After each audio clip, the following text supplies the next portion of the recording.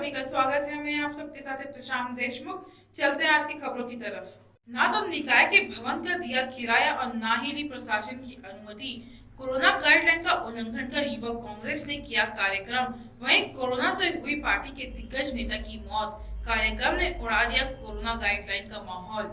सांस्कृतिक भवन का ताला खोलकर नगरपालिका मलिनगढ़ के सांस्कृतिक भवन में कार्यक्रम युवा संसद नाम से आयोजित किया गया। इतना ही नहीं, ना तो कार्यक्रम की अनुमति स्थानीय प्रशासन से ली गई, ना ही कार्यक्रम के दौरान कोरोना गाइडलाइन का पालन किया गया। वहीं युवा कांग्रेस के प्रदेश प्रभारी संतोष कुलकुंडा, प्रदेश अध्यक्ष कोको पाड़ी, प्रदेश के स्वास्थ्य मंत्री टी.एस. सिंहदेव के भतीजे SICC सदस्य आदित्येश्वर शरण सिंहदेव और स्थानीय विधायक विनय जायसवाल भी शामिल रहे। नगर वहाँ सांस्कृतिक भवन में हमारा जो ऊपर का काम है वो ठेकेदार के द्वारा किया जा रहा है, और जब भी जैसा बदलाव है पता चला कि किसी के द्वारा भी कोई कार्यक्रम किया जा रहा है, निकाय से किसी तरह का कोई अनुमति नहीं दिया गया, नहीं किसी को चाबी दिया गया। नियम तो अभी वर्तमान समय में है कि मान लीजिए किसी को कोई कार्यक्रम कराना है तो पहले SDM कार्यालय से अनुमति लाएं, वो अनुमति हमारे यहाँ जमा करेंगे तब हम बुकिंग का काम करेंगे। नियमों पर गौर फरमाए तो नगर पालिका सांस्कृतिक भवन किसी भी आयोजन के लिए 11,000 रुपए के शुल्क पर एक दिन के लिए लिया जाता है। इसके लिए अभी कोरोना काल में पहले SDM से अनुमति लेनी पड़ती है। SDM से अनुमति मिलने के बाद नगर पालिका कार्यालय में आयोजन के नाम से 11,000 रुपए की रसीद काटी जाती है। लेकिन युवा कांग्रेस ना तो SDM से अनुमति ली, ना ही सांस्कृतिक भवन का किराया 11,000 रुपए नगर पालिका में जमा किया। निर्धारित था कि आज के दिन हम यहाँ युवा संवाद सम्मेलन का कार्यक्रम रखेंगे, लेकिन सुबह हमारे कांग्रेस पार्टी के वरिष्ठ नेता का निधन हो गया, तो इसीलिए हम लोगों ने गांधी सभा के साथ युवा संवाद का कार्यक्रम था। कार्यकर्ताओं के बीच अपनी बात रखी, संगठन को और सरकार के बारे में आगामी हमारे क्या रणनीति है उसके बारे में चर्चा की।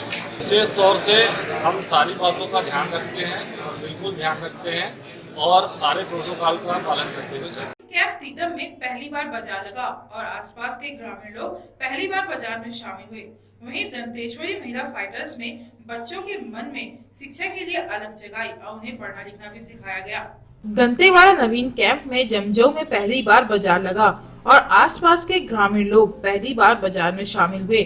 वहीं पुलिस महिला कमांडो द्वारा गांव वालों के लिए विभिन्न सामग्री बांटी गई और महिलाओं के लिए पैड, बच्चों के लिए कपड़े, किताबें, पेन, पेंसिल बांटी गई। दंतेश्वरी महिला फाइटर के नाम से जाने जाने वाली महिला कमांडो ने बच्चों के मन में शिक्षा की अकल जगाई और उन्हें अपने हाथों से लिखना सिखाया। महिला कमांडो शिल्पा साहू ने बताया कि कैंप खुलने से आसपास के क्षेत्रों में ग्रामीण कैंप के माध्यम से अपनी बुनियादी सुविधाओं का लाभ ले सकेंगे और गांव का विकास होगा। जिस तरह सरकार द्वारा चलाए जा रहे लोन वराटू अभियान के तहत माओवादी आत्मसमर्पण कर मुख्य धारा में जुड़कर विकास की अकल जगा रहे हैं, उससे बहुत जल्दी नक्सलियों का खात्मा होगा। सरकार द्वारा जगह जगह कैंप खोले जाने के नक्सल प्रभावित क्षेत्रों का विकास हो रहा है और नक्सल प्रभावित क्षेत्रों में बिजली, पानी, रोड की सुविधा कराई जा रही है, जिससे गांव वाले भी खुश हैं और पुलिस का साथ दे रहे हैं। विधानसभा क्षेत्र के विधायक गुलाब कमरो के द्वारा जरूरतमंद लोगों को आर्थिक सहायता प्रदान की गई। सरगुजा आदिवासी विकास प्राधिकरण के उपाध्यक्ष एवं भरतपुर सोनहत के विधायक गुलाब कमरो के द्वारा गरीब परिवारों को शिक्षा, स्वास्थ्य एवं अन्य कार्यों की जरूरत को देखते हुए 5,000 से 10,000 का आर्थिक सहायता किया गया। वहीं शिक्षा, उच्च शिक्षा के क्षेत्र से लेकर स्वास्थ्य एवं खेल सामग्री दी गई एवं गरीबों के साथ कदम से कदम मिलाकर चलने को कहा। माननीय विधायक ने जरूरतमंद को सहायता दान करते हुए आगे की मदद का भी भरोसा दिलाया है। हमारे क्षेत्र के भरतपुर सोनहत के विधायक माननीय गुलाब कमरो जी जब अपने प्रवास पे भरतपुर क्षेत्र में आए थे तो बहुत से लोगों ने उनसे आर्थिक सहायता की गुहार लगाई थी, चाहे वो शिक्षा के क्षेत्र में हो या क्रिकेट के खिलाड़ी हो या फिर किसी को उच्च शिक्षा के लिए चाहिए था, स्वास्थ्य के लिए चाहिए था। तो जो भी ऐसी मांगे आई थी उसको संज्ञान लेते हुए माननीय विधायक महोदय जी ने चेक जारी किया है और उसी चेक का वितरण हम लोगों के द्वारा गाँव जाकर किया गया है। माननीय विधायक श्री गुलाब कमरो जी के द्वारा भरतपुर सोनहत विधानसभा क्षेत्र में 47 लोगों को आर्थिक सहायता की राशि 5,000 और 10,000 के चेक वितरित किया गया। प्रशासन ने बड़ी मशक्कत के बाद बाहर से बाजरा को पकड़ा है। तहसीलदार भरत रावत ने अकेले ही 2 ट्रक को पकड़ने में सफलता हासिल की है। प्रशासन ने बड़ी मशक्कत के बाद बाहर से आया बाजरा पकड़ा है। तहसीलदार भरत रावत ने अकेले ही 2 ट्रक पकड़ा है। एक ट्रैक्टर ट्रॉली पकड़ने में सफलता हासिल हुई है। वहीं वाहन चालकों से विवाद की स्थिति बनी है। वहीं सूचना मिलते ही पुलिस बल पहुंचा। पुलिस को देख ट्रैक्टर ट्रॉली व अन्य वाहन वहां से भाग निकले। मुरैना गांव के दाऊजी मंदिर के आगे ट्रक खाली हो रहे थे। गोपनीय सूचना पर तत्काल मुरैना तहसीलदार पहुंचे। प्रशासन की इस कार्रवाई को बड़ी सफलता मानी जा रही है। मुरैना में कलेक्टर से जिला प्रशासन पहुंचे आदिवासियों के बीच, साथ ही कृषि भूमि आवास जल खनन की समस्याओं का भी किया निराकरण। कलेक्ट्रेट से जिला प्रशासन आदिवासियों के बीच में पहुंचा, कृषि भूमि आवास जल खनन की समस्याओं का निराकरण किया। वहीं जिले के एकमात्र आदिवासी विकासखंड पहाड़गढ़ के निचली बरहाई, मानपुर, कन्हर, जडेयू, खडरियापुरा गांव में आयोजित किए गए लोक कल्याण शिविर स्व सहायता समूह के उत्पादों को देखकर जानकारी ली। इस दौरान कलेक्टर अनुराग वर्मा, सीईओ जिला पंचायत तरुण भटनागर सहित सभी प्रमुख विभागों के अधिकारी शामिल हुए। NH30 पर ओवरटेक करने से हुआ बड़ा हादसा, जिसमें एक की हुई मौत और दूसरा गंभीर रूप से घायल है। सुकमा जिले के NH30 पर ओवरटेक करना युवक को पड़ा भारी। सुकमा जिले के कोंटे में यह दर्दनाक सड़क हादसा हुआ है। वहीं हादसे में एक युवक की मौके पर ही मौत हो गई है। वहीं दूसरा गंभीर रूप से घायल है। दोनों युवक आंध्र प्रदेश के नरगिसपेंटा गांव के रहने वाले हैं। वहीं मोटरसाइकिल से आंध्र प्रदेश की ओर जा रहे थे।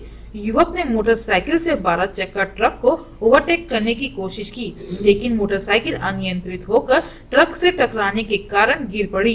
एक युवक की मौके पर ही मौत हो गई। वहीं दूसरे की हालत गंभीर है। वहीं उसका इलाज कोंटा सामुदायिक अस्पताल में जारी है। जगदलपुर नया बस स्टैंड में बीती रात एसडीएम व उनकी टीम के द्वारा एक ट्रैवल्स कार्यालय में दबिश देते हुए करीब 50 मजदूरों को पलायन करने के लिए रोकने के साथ ही जिस कंपनी द्वारा उन्हें ले जाया जा रहा था उस पर भी कार्रवाई किया गया। आपको बता दें कि एसडीएम एस मरकाम ने बताया कि सूचना मिली कि गुप्ता बस संचालक के द्वारा करीब 50 मजदूर, जिसमें महिला पुरुष दोनों शामिल हैं, उन्हें हैदराबाद काम करने के लिए ले जाने की बात सामने आई है। मामले की जानकारी लगते ही अधिकारी मौके पर पहुंचे। पहले तो मजदूरों को यहां से जाने का कारण पूछा, उसके बाद उन्हें सही सलामत घर भिजवाया गया। वहीं कुछ मजदूरों ने रोजगार की बात कही तो अधिकारियों ने कहा कि वे पंचायत से बात करने के बाद काम दिलवाया जाएगा। इस परेशानियों से बचने के लिए इन्हें उनके गांव के ही पंचायत में रोजगार दिलाने की बात कही गई है। पता है कि यहाँ का फ्लाइट भी चालू हो गया है, उसके अतिरिक्त सड़क परिवहन भी चालू हो गया है और बसें भी चलने चालू हो गई है। ग्राम पंचायतों में प्लान पंजी रखी गई है। उस प्लान पंजी में उसकी मतलब प्रविष्टि होनी चाहिए, ग्राम पंचायत को भी पता होना चाहिए। इसके लिए ये सब चीज़ को कलेक्टर साहब के संज्ञान में लाएंगे और ऐसी कोई कार्य योजना बनाएंगे कि अगर बेहतर रोजगार मिलता है तो जाए, लेकिन कोरोना के नियमों का पालन करें। प्रदेश को पूंजीपतियों के हवाले करने जा रही है सरकार। वहीं किसान व खेती औद्योगिक घरानों के अधीन होगी। साथ ही नर्मदा बचाओ आंदोलन के प्रणेता मेघा पाटकर ने केंद्र सरकार को कटघरे में खड़ा कर दिया है।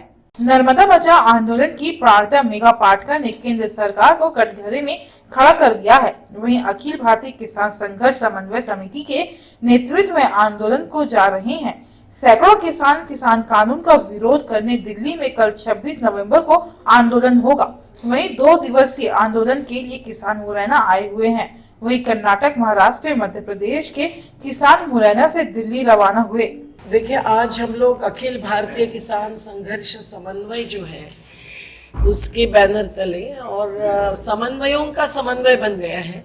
तो करीबन 500 किसान संगठनों की एकता के साथ अब जो आंदोलन चोटी पर पहुंचा हुआ है, जिसके लिए तमिलनाडु, केरल से लेकर आसाम और उड़ीसा तक और महाराष्ट्र, गुजरात से लेकर पंजाब, हरियाणा, उत्तर प्रदेश, राजस्थान तक जो संघर्ष आगे बढ़ा है, उस संघर्ष में शामिल होने के लिए जा रहे हैं। हमारे अखिल भारतीय किसान संघर्ष समन्वय की पहले से ये भूमिका थी कि किसानों को खुशहाली के 2 आयाम चाहिए और उसमें एक है पूर्ण कर्जा मुक्ति और दूसरा है उपज का सही दाम।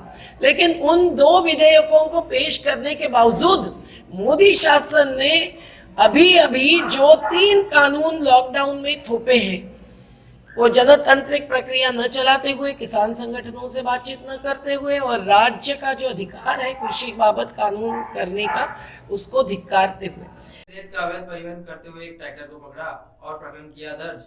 विजयपुर पुलिस ने रेत का अवैध परिवहन करते हुए एक ट्रैक्टर पर कार्रवाई की है। उप निरीक्षक संदीप यादव ने बताया है कि आरोपी बबलू पुत्र संतराम रावत उम्र 25 साल निवासी ग्राम खोरर गोदोली थाना टेंटरा जिला मुरैना को ग्राम गाड़ी चेक पॉइंट पर अवैध रेत से भरा ट्रैक्टर टेंटरा की तरफ से चला रहा था। तभी पुलिस की टीम द्वारा ट्रैक्टर को रोका गया। वहीं अवैध रेत से भरा पाया गया। ट्रैक्टर चालक से रेत के कागजात मांगे तो कागजात ना होना बताया तो पुलिस ने गिरफ्तार कर अपराध पंजीबद्ध किया है, जिसमें आईपीसी की धारा 379, 414, 421 खनिज विकास अधिनियम के तहत मामला दर्ज कर लिया है। कल रात में जैसे सामान्य गश्त चेकिंग के लिए जाते हैं उसी के दौरान गए हुए थे, तभी ग्रामगढ़ी में पुलिस का चेक पॉइंट लगा हुआ है। वहीं चेक पॉइंट पर चेकिंग कर रहे थे, तभी इस दौरान एक ट्रैक्टर जो कि टेंटरा की तरफ से चला आ रहा था, जिसे रोका गया और रोकने पर चेक किया गया तो चेक करने पर उसमें रेत पाया गया, जिससे व्यक्ति को रेत के बारे में कागजात वगैरह मांगे तो कोई कागजात नहीं थे उसके पास, जिससे उसे विधिवत गिरफ्तार करके अपराध पंजीबद्ध किया गया है। उसमें 2 आरोपी गिरफ्तार हुए हैं, एक जो ट्रैक्टर चला रहा था और दूसरा ट्रैक्टर का जो मालिक है, जो गाइडलाइन है हाईकोर्ट की, उसके तहत उन 2 व्यक्तियों को गिरफ्तार किया गया है। सर ये कार्रवाई आगे भी चलती रहेगी या जी बिल्कुल, अभी हमारे पिछले 1 महीने पहले भी हमने 2 ट्रैक्टर रेत के पकड़े हुए थे और ये उसी कार्रवाई में आगे है। और ऐसे ही अगर किसी प्रकार की अवैध खनिज या किसी भी प्रकार की कार्रवाई जारी रहेंगी।